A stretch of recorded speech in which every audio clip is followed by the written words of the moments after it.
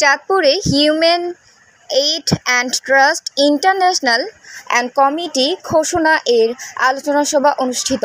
চাঁদপুরে human Aid and Trust international এর committee ঘোষণা ও আলোচনা সভা অনুষ্ঠিত হয়েছে।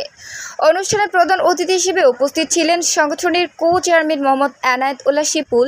প্রধান বক্তা হিসেবে বক্তব্য রাখেন মহাপরিচালক মোহাম্মদ আফজাল হোসেন মৃধা। এছাড়া উপস্থিত ছিলেন সংগঠনের কেন্দ্রীয় কমিটির ধর্ম বিষয়ক সম্পাদক মাইদুল ইসলাম ফাহাদ। তিনি বলেন, Human Aid and Trust International ক্রান্তি অঞ্চল এবং শহরাঞ্চলে যে দুর্বার গতিতে কাজ করা যাচ্ছে, আমরা বিশ্বাস করি ইনশাল্লাহ আগামীর বাংলাদেশ সহ বিশ্ব অঙ্গনে অনন্য ভূমিকা রাখবে।